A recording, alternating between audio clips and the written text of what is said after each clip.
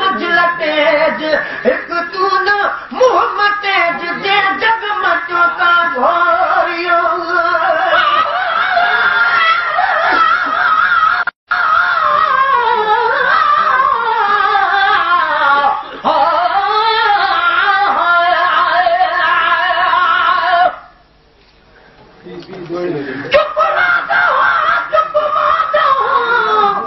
मैं कुछ चुप विच रहण सिखाया तू चुपचाप बैठा चुप बंद करके मैं कुछ चुप विच रहण सिखाया तू हथ चुप रहे लप चुप रहे मैं कुछ चुप विच तकण सिखाया तू तेरी गिला लुक चुप विच चुप गए मैं कुछ चुप विच मरण सिखाया तू दुनिया अंदर कहीं के कोई ना फिक्र रात जैसी रात में गुनाहगार जो जिक्र दुनिया अंदर कहीं के कोई ना फिक्र रात जैसी बात में गुनाहगार जो जिक्र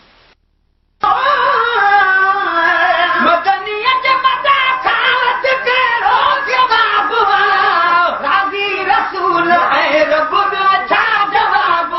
राजी रसूल है रब अच्छा जवाब राजी रसूल है रब अच्छा जवाब सना गागी जबी हबीब जी दरकार न दुनिया में कैसे कभी बदी सना गागी जबी हबीब जी दरकार न दुनिया में कैसे कभी बदी दरकार न दुनिया में कैसे कभी बदी तो तबीब हरदम उन जो हबीब हरदम अली जनाब राज़ी रसूल है रब जो छा जवाब राज़ी रसूल है रब जो छा जवाब सना छगण जी बेहद सवाब राज़ी रसूल है रब जो छा जवाब तेरी वॾा जो आगे मगो सरकार जी सना जो गुल जान खे पतो बिजली वॾा जो आहे मगो वतो सरकार जी सना जो उन जान खे पतो सना आगागी जबी हबीब जी दरकार न दुनिया में कैसे कभी बदी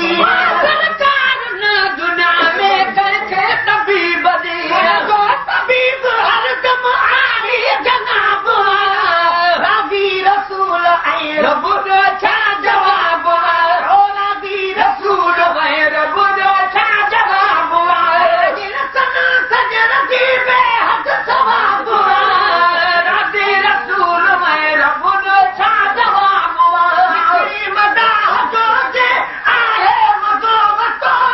सरकार जी सना जो उन जान खे पतो मदाह जो आहे मगो वतो सरकार जी सना जो उन जान खे पतो सरकार जी सना जो उन जान खे पतो करी गुनियत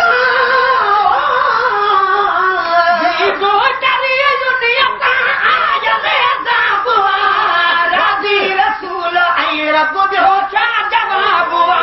राज़ी रसूल ऐं रब जो छा जवाब सना सजण जो बेहद सवाब राज़ी रसूल ऐं रब जो छा जवाब रब पाक न छॾी तो तंहिंखे मुंहिंजो बुखियो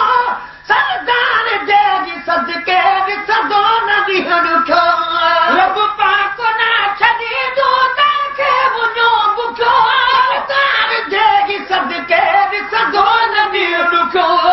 सरदार जे सदके सदो न ॾींहुं ॾुखियो